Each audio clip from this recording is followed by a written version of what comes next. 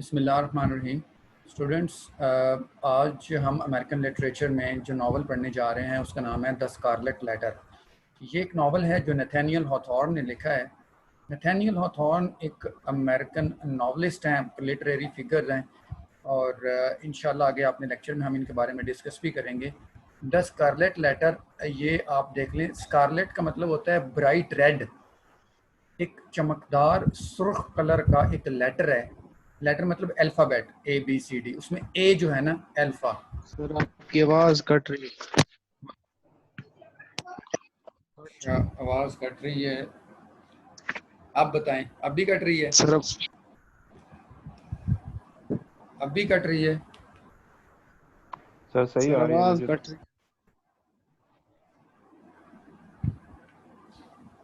हाँ स्टूडेंट्स, आप बताएं, आवाज़ कट रही है कि सही है?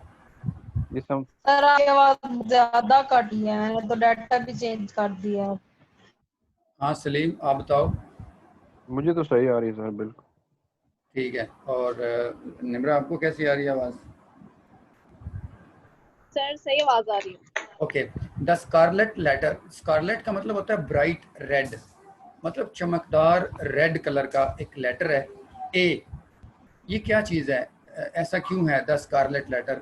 इस नावल के टाइटल के बारे में हम आगे जाके ना अभी अपनी स्लाइड में पढ़ते हैं। स्टूडेंट्स, आज 9 अगस्त 2020 डेट है और ये जो बैकग्राउंड है हम इसके बारे में थोड़ा सा स्टडी करते हैं।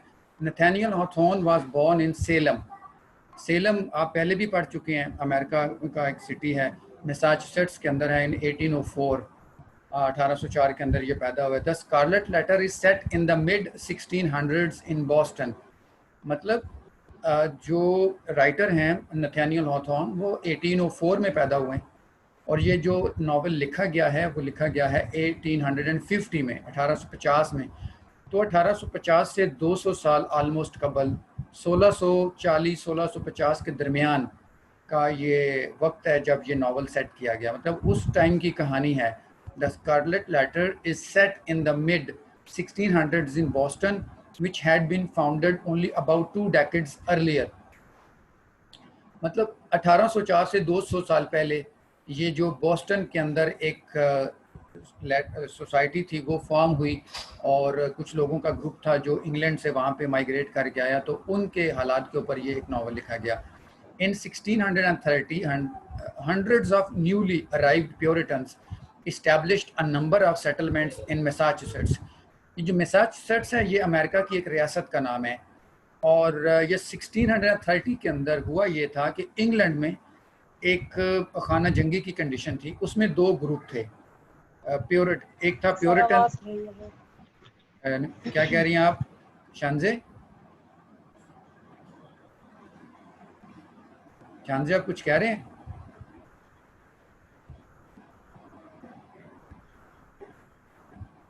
सर आवाज नहीं आ रही, बहुत ज्यादा कट रही है। लेकिन बाकी लोगों को आवाज़ आ रही है, इसका मतलब है मेरी तरफ से आवाज़ ठीक जा रही है। आप जगह चेंज कर लें या नेट काइंडली आप चेक कर लें, क्योंकि मुझे सलीम ने भी बताया कि आवाज़ ठीक आ रही है और निम्रा ने भी बताया कि आवाज़ उनको ठीक आ रही है।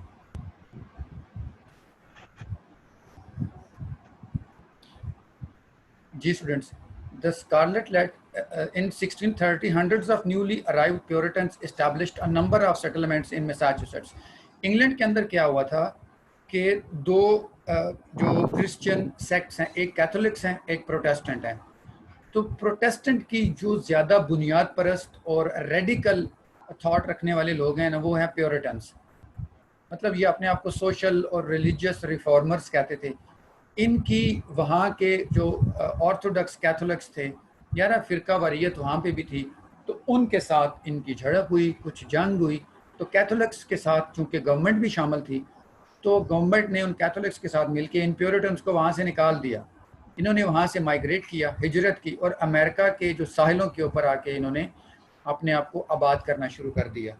तो जब ये वहाँ से अपना इलाका छोड़ कर आए थे, तो अमेरिका के अंदर जब ये साहिलों के ऊपर उतरे तो इन्होंने इस इलाके को नाम दिया न्यू इंग्लैंड का, कि ये हमारा नया इंग्लैंड है, ये हमारा नया घर है। ठीक है जी। तो क्या हुआ तो ये वहाँ पे आके आबाद हो गए अमेरिका के अंदर। ये वो बात करना चाह रहा है कि इन 1630 hundreds of newly arrived Puritans established a number of settlements in Massachusetts। अब एक बात आपने याद रखनी है कि ये हमारा जो नॉवेल है जो हम अभी पढ़ रहे हैं, ये पूरे का पूरा प्योरिटन सोसाइटी के राउंड अबाउट बेस करता है। अब प्योरिटन्स को आपने सही तरीके से समझ लेना है कि प्योरिटन एक रेडिकल, एक वायलेंट रिलीजियस मूवमेंट थी इंग्लैंड के अंदर, जिसमें जो प्रोटेस्टेंट हैं, अब दो बड़े सेक्ट्स हैं क्रिश्चियनिटी के अंदर, दो बड़े फिरके हैं क्रिश्चियनिटी के अंदर, एक कैथोलिक्स हैं, एक प्रोटेस्टेंट हैं। और फिर प्रोटेस्टेंट के अंदर भी जो ज़्यादा वायलेंट हैं, जो ज़्यादा सख्त हैं, जो बाकी किसी भी चीज़ पे कॉम्प्रोमाइज़ नहीं करते, वो प्योरिटन्स थे। तो इनकी कैथोलिक्स के साथ जो भी झड़प हुई वहाँ पे, ये अपने आप को सुपर इम्पोज करना चाहते थे, अपनी थॉट को लोगों के ऊपर सुपर इम्पोज करना चाहते थे। तो ये फिर जो क्लैश हुआ, उस क्लैश के नतीजे में इनको वहाँ से निकलना पड़ा, माइग्रेट करना पड़ा, और ये माइग्रेट करके अमेरिका की तरफ चले गए।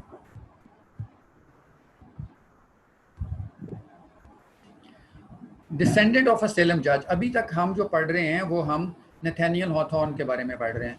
His family descendant from the earliest settlers of the Massachusetts Bay colony, मतलब जो 1630 के अंदर पहले लोग, पहला बैच जो इंग्लैंड से माइग्रेट करके अमेरिका में आया, उनमें नथानियल हॉथॉर्न के पेरेंट्स भी थे। One of his ancestors was John Hawthorne.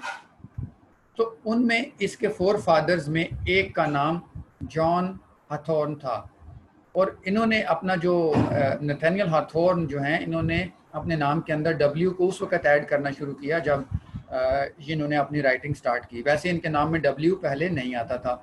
He was one of the judges at the 1692 Salem witch trials। एक बड़ा मशहूर इवेंट है जो कि अमेरिका में हुआ, सेलम के अंदर, सेलम एक इलाके का नाम है, वो हुआ था 1692 के अंदर, जब लोग विच क्राफ्ट कहते हैं, ये जादू करना, ब्लैक आर्ट ऑफ मैजिक, जैसे डॉक्टर फास्टस के अंदर है, लोगों ने इसमें हिस्सा लेना शुरू किया और इसको प्रैक्टिस करना शुरू किया, तो सुपर नेचुरल पावर्स को गेन करने के लिए। तो क्रिश्चियनिटी के अंदर काला जादू करना या ब्लैक आर्ट ऑफ मैजिक वो हराम है, फॉरबिडन। तो फिर उन लोगों को चर्च के कहने पर, प्रीस्ट के कहने पर सज़ा दी जाती थी, बहुत सख्त किस्म की। वो कौन कौन सी सज़ाएं थी वो भी अगली स्लाइड्स में हम पढ़ेंगे। तो ये जो नथानियल हॉथॉर्न है, ये 1692 के अंदर इनके जो 4 फादर्स हैं वो जज रहे हैं उस वाक़े के अंदर।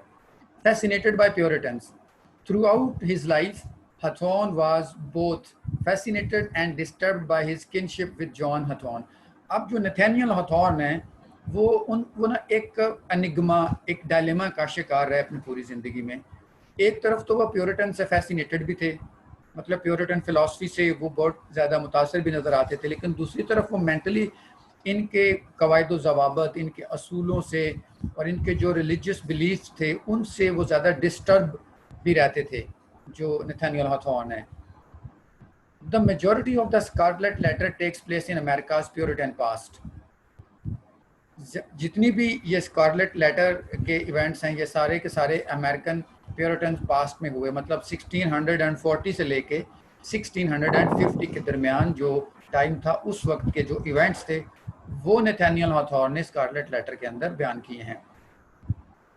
स्टूडेंट्स, ये जो आपको नज़र आ रहा है, ये एक शख्स आप देख रहे हैं, ये एक लकड़ी का या लोहे का बना हुआ एक सांचा सा है, जिसके अंदर इसका सर और जिसके हाथ डाले हुए हैं। ये आपने याद रखना है, इस फ्रेम को स्कैफोल्ड बोलते हैं। ये जो स्कैफोल्ड है, ये पुराने वक्त में जो सिनर्स होते थे या जो कल्प्रेट्स होते थे या जो लोग क्रिमिनल्स होते थे, उनको सज़ा देने के लिए गवर्नमेंट या जुडिशरी जजेस वगैरह यूज़ करते थे कि उनको पब्लिकली प्रोसिक्यूट करने के लिए इस तरह का एक फ्रेम बनाते थे, उसमें उसकी गर्दन या उसके हाथ डाल के तो उसका सर काट देते थे या उसके हाथ काट देते थे, ताकि दूसरे लोग इससे इबरत हासिल करें। इस पूरे फ्रेम को स्कैफोल्ड बोलते हैं। ये भी अगली स्लाइड्स में हम मेंशन करेंगे, ये आपने याद रखना है। ये जो प्योरिटन्स थे, ये रिलीजियस रिफॉर्मर्स अपने आप को कहते थे। This religious sect was known for its intolerance. इसी की बुनियाद पे आगे इसके थीम बनने हैं इस नावल के, इसके क्वेश्चन भी बनने हैं। तो जो बुनियादी चीज़ आपने अपने जहन में रखनी है वो प्योरिटन्स माइंडसेट है कि प्योरिटन्स कैसा माइंडसेट था जैसा हमारे मुल्क में तालिबान का था। वो कहते हैं कि हमारी मर्जी की शरीयत इस मुल्क में नाफज करनी चाहिए, उसमें चाहे लोगों के हाथ काटें, लोगों के गले काटें, मतलब लोगों को फ्री विल की या लोगों की प्राइवेसी नहीं है। जो हम कानून नाफज करेंगे वो भले गलत है भले सही है, बस आपने उसको इम्प्लीमेंट करना है। This type of philosophy was practiced by Puritans in 1640 and 1650। उस दौर के जो भी प्योरिटन्स थे वो इस फिलॉसफी को प्रैक्टिस करते थे। Intolerance of dissenting ideas and lifestyle.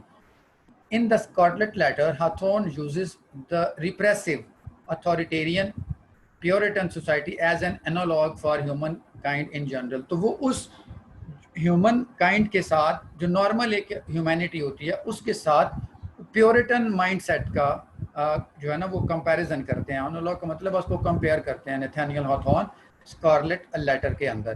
तो अब हम थोड़ा सा इसके बारे में कॉन्शियस हो जाते हैं कि जो स्टोरी हम पढ़ने जा रहे हैं द स्कारलेट लेटर नॉवल के अंदर, उसमें प्योरिटन माइंडसेट की कुछ वायलेंट एक्शंस हैं, कुछ उनके एटीट्यूड्स हैं, कुछ उनके क्रुअलिटी है, कुछ उनकी एट्रोसिटी, जुल्म या तशद्दुद आप कह लें, या उनका जो नैरो माइंडेडनेस है उसके बारे में हम पढ़ेंगे कि जब भी जहाँ भी जिस भी सोसाइटी में रिलीजियस इंटॉलरेंस होती है, मतलब अपने आप को तो ठीक कहना, अपने आप को तो सही प्रमोट करना और दूसरे किसी भी सेक्ट को अच्छा ना तस्वर करना और उसको दबा के रखना बल्कि उसकी ज़िंदगी को अजाब बना देना, ये इस तरह का कोई सिचुएशन है जो हमें इस अगले वाली स्लाइड्स के अंदर देखने को मिलेगा। Laws in colonial Massachusetts covered everything. अब जब ये लोग वहाँ से इंग्लैंड से हिजरत करके मैसाचुसेट्स के अंदर आ गए, मतलब वहाँ पे आके इन्होंने कॉलोनीज बना ली, सेटलमेंट्स बना ली, छोटे छोटे कबाइल बना लिए, तो वहाँ पे वो कहता है कि everything from swearing to excessive decoration on women's cap to murder. मतलब जो कॉलोनियल लॉज थे वो इतने सख्त थे कि आपने अगर कसम उठा ली आप मुजरम। आप अगर औरत ने अपने सर पे कोई बैज पहन लिया, कोई कपड़ा पहन लिया जिस पे कोई डेकोरेशन की हुई थी, या कोई भी इस तरह छोटी सी कोई उसने चेंजिंग कर दी अपने ड्रेस के अंदर, तो उसको भी वो पनिश करते थे। जाहिर है जो मर्डर है वो तो एक वैसे ही क्राइम तस्वर किया जाता है हर सोसाइटी में। मतलब ये मर्डर तो बड़ा क्राइम है, लेकिन ये छोटे छोटे जो काम थे इसको भी वो पनिश करते थे और इसको भी कंसिडरेबल समझते थे कॉलोनियल लॉज के अंदर। विपिंग, कोड़े मारे जाते थे। ब्रांडिंग, लोहे के राड गर्म करके उनके पेशानियों में या उनके हाथों में रख दिए जाते थे। And other forms of public humiliation, मतलब लोगों के सामने उनको ह्यूमिलिएट करना, उनकी इज्जत नफ्स को मजरूह करना, were relatively common practices in the colonies. तो जो कॉलोनीज इन लोगों ने वहाँ पे जाके बनाई थी उनमें किस तरह का कानून था, किस तरह के रूल ऑफ लॉज थे, वो अभी आपने इस स्लाइड में पढ़ लिया कि छोटे से छोटे मतलब उसको क्राइम आप कह नहीं सकते, मतलब छोटे से छोटे एक्शन को भी क्राइम का दर्जा देके तो लोगों को प्रोसिक्यूट किया जाता था, उनको बारबैरिटी का, एट्रोसिटी का, क्रुअलिटी का निशाना बनाया जाता था। The Scarlet Letter begins with a long description about how the book came to be written. The narrator nameless, इसका जो नरेटर है जो ये पूरी कहानी बयान करता है वो नेमलेस है, मतलब उसका नाम जाहिर नहीं किया गया नावल में कहीं भी किसी भी जगह पे। Was a surveyor in the custom house in Salem। Salem में कस्टम हाउस था, एक सरकारी ऑफिस है सेलम हाउस के अंदर, सेलम में कस्टम हाउस मैसाचुसेट्स के अंदर, वहाँ पे वो सर्वेयर था। He discovered some documents, उसे कुछ डॉक्यूमेंट्स मिले, किताब मिली, and a manuscript bundled with the scarlet gold embroidered patch of cloth in the shape of an A। अच्छा, जिस तरह ये स्कूल के बच्चे या जो हमारे सोल्जर्स हैं वो अपनी यूनिफॉर्म के ऊपर बैजेस लगाते हैं, तो इस तरह का एक उसे कपड़े का बैज मिला, मतलब वो क्लॉथ का बना हुआ था और उसके ऊपर एक लफ्ज लिखा हुआ था ए, रेड कलर का, उस किताब के साथ उसको मिला। अब ये ए किसको रिप्रेजेंट करता है ये भी अभी हम इंशाल्लाह 2-3 स्लाइड्स के बाद आपको क्लियर करते हैं कि ए किसका सिंबल है। Hawthorne published the Scarlet Letter to an enthusiastic reading audience। अब हाथॉर्न ने 1850 में इसको पब्लिश किया। नथानियल हॉथॉर्न ने स्कारलेट लेटर को पब्लिश किया 1850 के अंदर, वेयर एज इसके अंदर जो वाक़यात बयान हुए हैं, वो जो वाक़यात हैं वो 1650 के हैं, मतलब 200 साल पहले के हैं। His other major novels include The House of the Seven Gables जो 1851 में पब्लिश हुआ, The Blithedale Romance 1852 में पब्लिश हुआ, एंड The Marble Fawn ये 1860 में पब्लिश हुआ था। ये भी याद रखना ज़रूरी है ताकि आप एग्जामिनर को ये बता सकें कि आपने कंपैरेटिव स्टडी की हुई है। ये कुछ और उसके काम हैं। This collection of short stories and Hawthorne the attention of the literary establishment, ये Mosses from an Old Manse, ये जो है ना, ये भी एक कहानी का नाम है। ये नथानियल हॉथॉर्न ने लिखी है, इसने भी काफ़ी पॉपुलैरिटी विन की नथानियल हॉथॉर्न के लिए। Stories about early America, this collection displayed a stylistic freshness American literature had yet to display, मतलब अमेरिकन लिटरेचर इतना फ्लरिश नहीं किया था, लेकिन इस नथानियल हॉथॉर्न की राइटिंग्स के बाद उस दुनिया में वो भी जाना पहचाना लगा। अच्छा, जो अमेरिकन लिटरेरी फिगर्स हैं, जो अमेरिकन लिटरेचर है, उसके अंदर नथानियल हॉथॉर्न को अमेरिकन शेक्सपियर के नाम से जाना जाता है। मतलब ये इतने वर्सटाइल हैं, इतने प्रोलिफिक राइटर्स हैं, ये हर चीज़ का ख्याल इतना अच्छा रखते हैं, मतलब अपनी राइटिंग्स को इन्होंने इतना यूनिवर्सल बनाया है कि दुनिया की हर सोसाइटी के अंदर अगर इनकी राइटिंग को पढ़ा जाए तो ऐसा लगता है जैसे हमारे ही माशरे की कहानी है। तो this is you know the quality of Shakespeare, के वो शेक्सपियर ने जितनी भी राइटिंग्स हैं, उनकी जितनी भी प्लेज हैं, पोइट्री है, वो दुनिया के हर कोने में पढ़ी जाती है। तो वो हर कोने, हर जो बिलीफ के लोग हैं दुनिया में किसी भी जगह भी रहते हैं, वो उनके साथ मैच करती है और उनके सोशल, इकोनॉमिक और पॉलिटिकल स्ट्रक्चर के साथ कोरिलेट भी कर जाती है। तो ये यूनिवर्सैलिटी है शेक्सपियर की। तो बिल्कुल इसी तरह जो नथानियल हॉथॉर्न हैं, उनकी राइटिंग्स बिल्कुल ऐसे ही हैं जैसे शेक्सपियर की हैं। That is why the literary figures of America call Nathaniel Hawthorne as American Shakespeare. ये जो एक टर्म है ट्रांसेंडेंटलिज्म, अब ये आपने जो नावल पढ़ना है, ये क्रिश्चियनिटी से डील करता है। तो क्रिश्चियनिटी में जो भी टर्म्स इस्तेमाल करते हैं, वो चाहे कैथोलिक से रिलेटेड हो, प्रोटेस्टेंट्स से रिलेटेड हो, या ये ट्रांसेंडेंटलिज्म से रिलेटेड हो, काइंडली आप इनको नोट डाउन कर लीजिएगा, अपने पास लिख के अच्छे तरीके से याद कर लीजिएगा, क्योंकि यही रेफरेंसेस फिर आपने अपने आंसर में कोट भी करने होते हैं। Transcendentalism was a religious and philosophical movement in the early 19th century that dedicated itself to the belief that divinity could be found anywhere, particularly in the natural world। जैसे Shakespeare का भी एक philosophy थी, बिल्कुल similarly ये भी कहते हैं कि दुनिया की हर चीज़ में खुदा मौजूद है। Hawthorne developed a professional relationship with fellow writers Ralph Waldo Emerson and Margaret Fuller. He began to adopt transcendentalistic principles. ज़ाहिर वो हम ऊपर पढ़ चुके हैं कि ये चूँकि फिलोसफिकल थाट थी और नथानियल हॉथॉर्न जो हैं वो इसके फॉलोअर्स थे। इस कहानी में जो मेन कैरेक्टर्स हैं वो मैं आपको उनको आइडेंटिफाई कर लेते हैं हम लोग मिलके। ये पिक्चर आपने याद रखनी है कि इस पिक्चर को आगे जाके एक पूरे नावल के अंदर, पूरे का पूरा नावल, इस पिक्चर को अगर आपने समझ लिया तो पूरे का पूरा नावल आपने समझ लिया। वैसे भी ये नावल बहुत आसान है, ये किस्म का सिटायर है, ये एक किस्म के सार्कास्टिक रिमार्क्स हैं about the puritan bent of mind, कि वो लोगों की ज़िंदगियों को और लोगों की थॉट्स को किस तरह कंट्रोल करते थे। जो रिलीजन होता है वो हमेशा डिवाइन होता है और उसको कैसे इम्प्लीमेंट करना है ये भी डिवाइन ऑर्डर्स के साथ होता है। लेकिन जब आप जो लोग होते हैं, जो फॉर एग्ज़ाम्पल हमारे यहाँ उलमा होते हैं और क्रिश्चियनिटी के अंदर प्रीस्ट होते हैं, पास्टर्स होते हैं, कार्डिनल्स होते हैं, पोप्स होते हैं, ये फिर जब मज़हब को या दीन को अपने अल्फाज में इंटरप्रेट करते हैं तो अपने अल्फाज में इंटरप्रेट करने से फिर ये होता है कि उसमें अमेलगमेशन हो जाती है, उसमें कुछ मिलावट आ जाती है, उसमें आपके पर्सनल लाइकिंग्स डिसलाइकिंग आ जाती है जो कि डिवाइन नहीं होती। डिवाइन सिर्फ वो है जो डिवाइन बुक में मेंशन है। फॉर एग्जांपल हमारे यहाँ एक स्कॉलर गुजरे हैं, वासफ़ अली वासफ़, हम उनकी जब किताबें पढ़ते हैं, उनके कौल पढ़ते हैं, उनकी एक किताब में हम पढ़ रहे थे, कौल है कि ज़हनी इल्हामी किताब जो कि कुरान मजीद है, वो इसके बारे में कहते हैं कि इल्हामी किताब की ज़हनी तफसीर अज़ खुद गैर मोतबर है।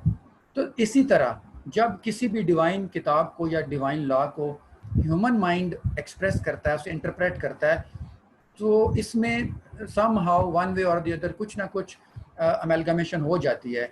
इसी तरह द स्कारलेट लेटर के अंदर प्रीस्ट थे जो चर्च को फॉलो करने वाले लोग थे, उन्होंने ज़बरदस्त कुछ चीज़ें इस डिवाइन ऑर्डर्स के अंदर डाली हुई थी जिससे लोगों की ज़िंदगी को अजाब बनाया हुआ था। तो सब के सब लोग जो है ना वो इस क्रुएलिटी का, इनके इस इनटॉलरेंस का और इनकी जो बेसलेस रिलीजियस फर्वर है इसका वो शिकार होते रहते थे जो सेटलर्स थे जो उस कॉलोनी में रहते थे। स्टूडेंट्स, आपको आवाज़ आ रही है? कोई एक मुझे बोल के बता दे। Yes sir, okay, done yes हो सर, गया, आ रही है। शाबाश, डन हो गया।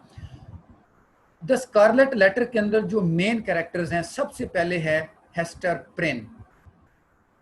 ये भी उन्हीं लोगों में शामिल है जो इंग्लैंड से माइग्रेट करके अमेरिका के साहिलों के ऊपर आके आबाद हुए, नए कबीले बने, नई कॉलोनीज बनी, सेटलमेंट्स बनी। तो हेस्टर प्रिन भी वहाँ से माइग्रेट करके यहाँ पे आ गई और यहाँ पे इसने रहना शुरू कर दिया। Hester Prynne has had a baby Pearl. इसकी एक बेटी है जिसका नाम पर्ल है एंड इज़ इन जेल, और ये जेल में है। wearing a scarlet letter A to mark her as an adulteress।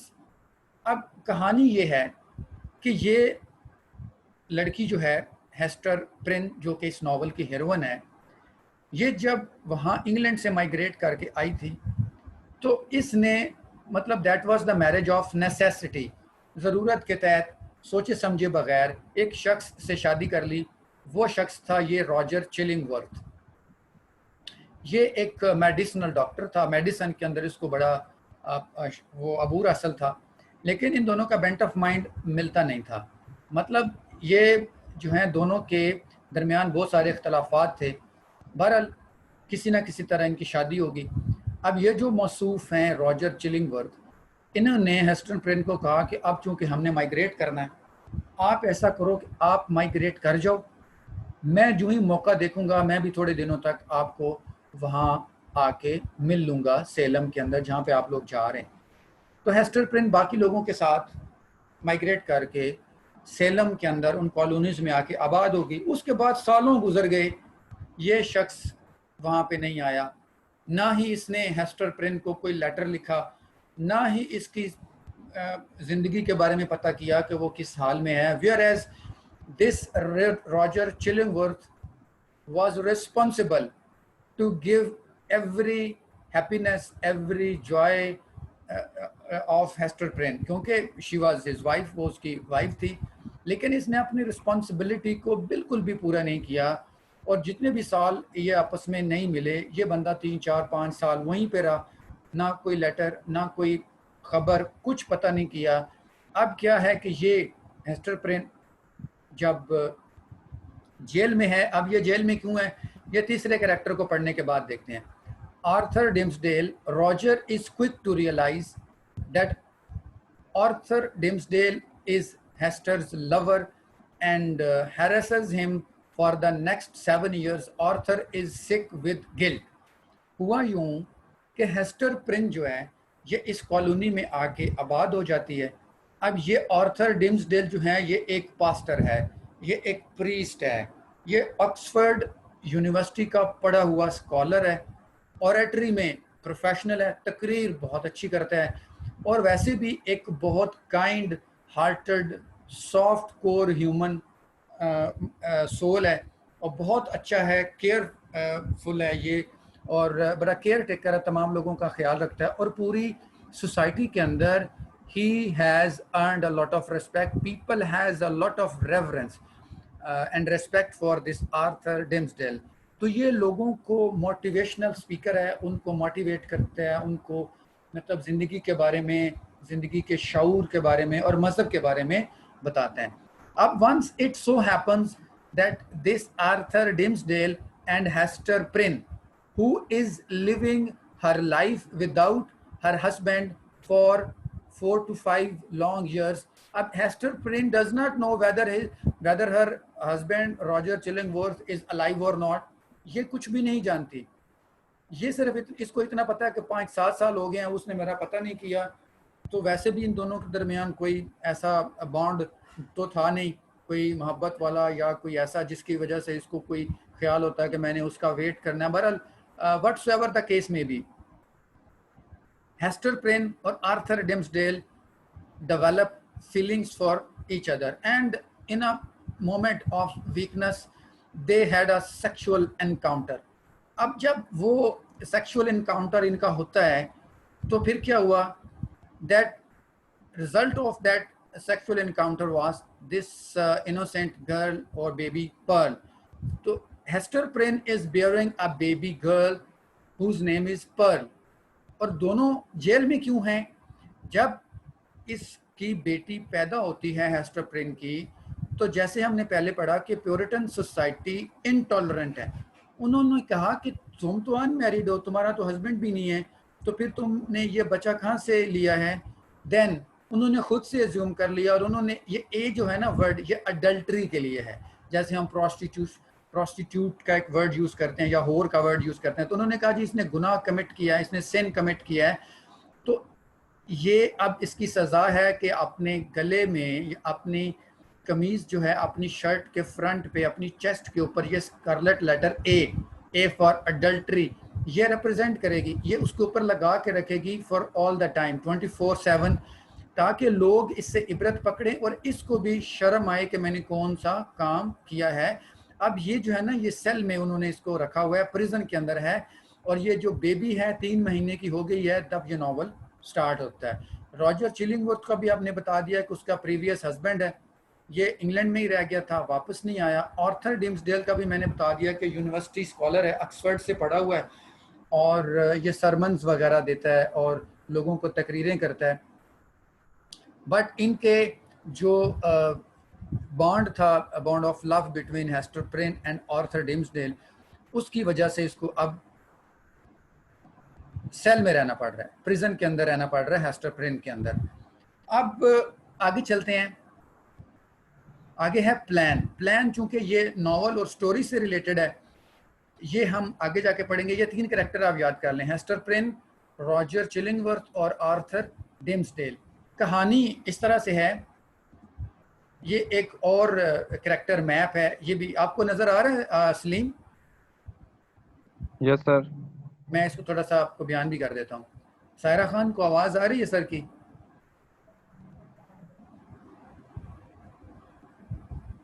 Is she there Saira Khan? Okay Yes, sir. Okay. Look, Arthur Dimmesdale, ये minister wrecked by guilt over affair. मतलब Arthur Dimmesdale, आपको मैंने बता दिया कि इसका क्या काम है. ये एक मिनिस्टर है, एक पास्टर है. हेस्टर प्रिन इलिसिट लवर्स हैं. इलिसिट का मतलब होता है नाजायज. और रॉजर चिलिंगवर्थ जो है वो हेस्टर प्रिन का हस्बैंड है, प्रीवियस हस्बैंड है. पर्ल इनकी बेटी है, आर्थर डिम्सडेल की, और हेस्टर प्रिन की बेटी है पर्ल. और टाउन्स पीपल जो हैं, जो लोग हैं, जो क्राउड है, जो हजूम है, ये भी एक माइनर कैरेक्टर है. इसका भी काम सिर्फ क्या है? ताना देना, लोगों की इज्जत नफ्स को मजरूह करना. अच्छा, अब इस नॉवल में ये भी वर्ड आप याद रखें, चौसर पढ़ा हुआ है आपने? Chaucer, prologue to the Canterbury Tales. Yes sir. Anybody? Yes sir. पढ़ा हुआ है, शाबाश. तो हमने ये एक पिछले नॉवल में भी पढ़ा था, स्टीरियोटाइप. स्टीरियोटाइप का मतलब होता है हर जगह पे पाया जाने वाला कैरेक्टर. मतलब वो इंग्लैंड में भी पाया जाए, पाकिस्तान में भी, इंडिया में भी, यूरोप में भी, अफ्रीका में भी, कहीं भी. फॉर एग्जांपल, एक कॉबलर है या एक बार्बर है या एक कारपेंटर है, तो अगर हर जगह पे पाया जाने वाला कारपेंटर एक जैसा ही हो, पाकिस्तानी कारपेंटर भी वैसे ही काम करे जैसा इंडिया का करता है, जैसे यूरोप में रहने वाला करता है, तो इनको कहते हैं स्टीरियोटाइप. मतलब हर जगह में पाया जाने वाला, जो उनमें कॉमन क्वालिटीज़ होती हैं, दैट इज़ कॉल्ड स्टीरियोटाइप. तो नथानियल हॉथॉर्न ये चाहते हैं कि उनके नावल में कोई भी कैरेक्टर ऐसा ना हो जो स्टीरियोटाइप हो. मतलब वो यूनिक कैरेक्टर पैदा करना चाहते हैं. One element of the Scarlett Letter that made this novel unique for its time was its lack of stereotyping. Unique बनाना हो तो स्टीरियोटाइप तो नहीं ना होना चाहिए, इसलिए उन्होंने अपने कैरेक्टर्स को इस तरह से फॉर्म किया, इस तरह से रिप्रेजेंट किया कि जो एलिमेंट ऑफ स्टीरियोटाइप है ये ना लगे।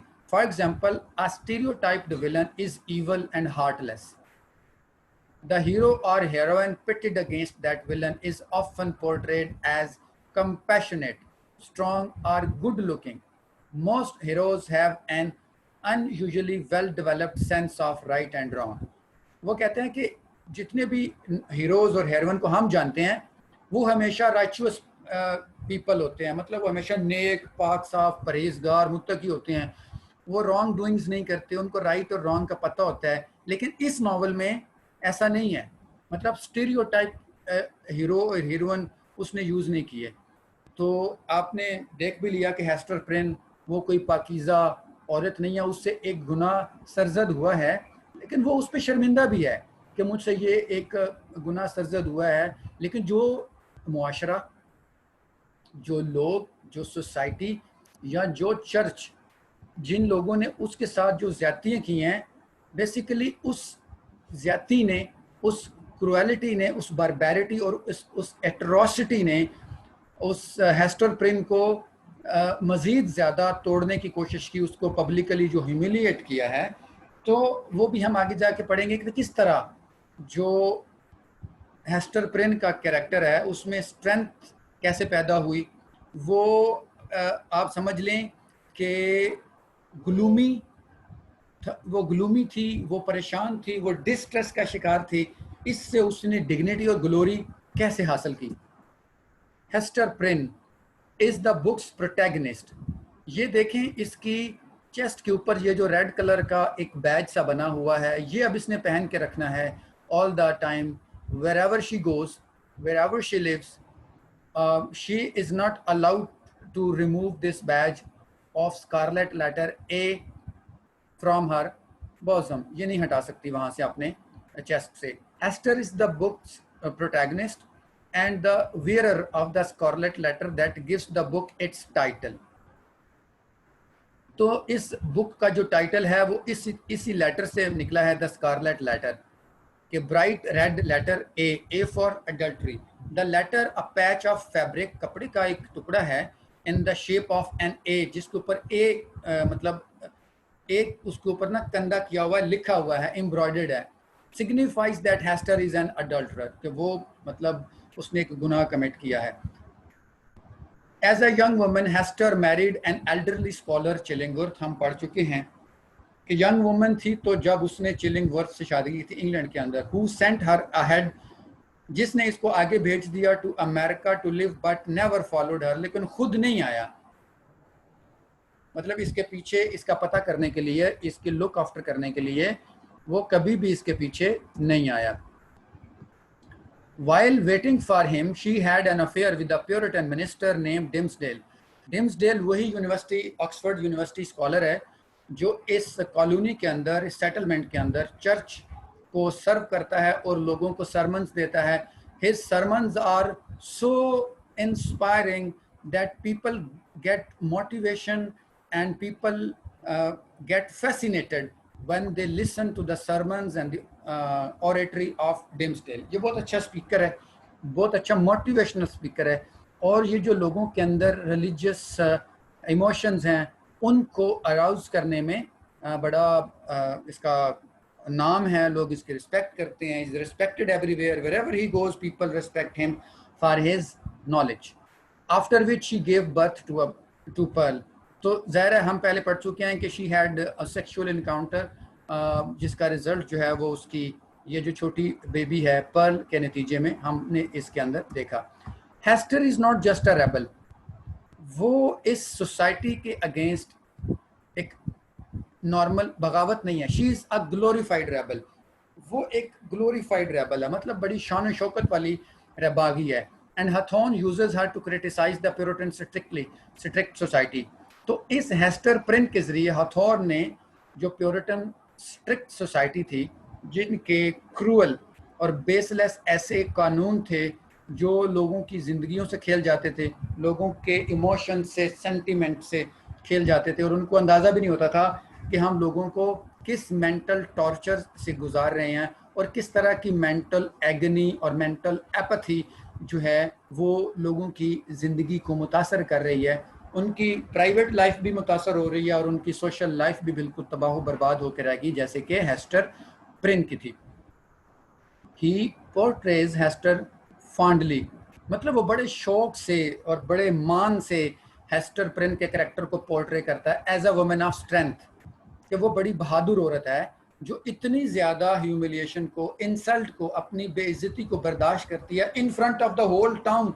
The whole town, the people of the whole of the settlement are gathering in front of the scaffold। एक वो चबूतरा सा बना हुआ है जिसके ऊपर इसको ला के खड़ा कर देते हैं, उसके हाथ में 3 महीने की बच्ची भी है, और फिर वो इससे पूछते हैं कि now tell us who is the father of this child. तो वो जब नहीं कहती, वो कहती है कि मैं नहीं बताऊंगी कि हु इज़ द फादर। आप देख लें कि जो बंदा इससे ये सवाल पूछता है तमाम लोगों के सामने, वो आर्थर डिम्सडेल ही है जो कि उस बच्ची का फादर है। लेकिन ये चूंकि कमिटेड है, एक ग्लोरीफाइड रेबल है, और ये ऑनरेबल है इज इन दैट सेंस कि she does not disclose the name of her father. वो रिवील नहीं करती है कि कौन है। और ये क्यों रिवील नहीं करती? जाहिर है आउट ऑफ लव रिवील नहीं करती, कि वो ये नहीं चाहती कि ये इसकी इतनी रिस्पेक्ट है तो मेरी वजह से इसका नाम बदनाम हो तो लोग इसके बारे में क्या सोचेंगे।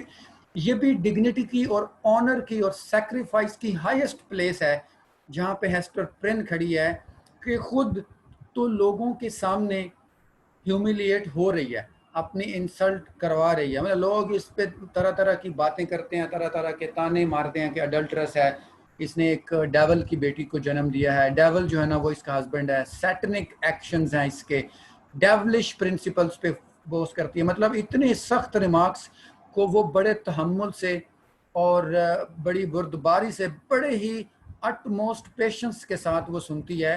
तो इस मकाम पे खड़े होना और लोगों की बातों को बड़े हौसले से और बड़े तहम्मुल से बर्दाश्त करना, ये आम इंसान के बस की बात नहीं है। That is why we say that she is standing on a very higher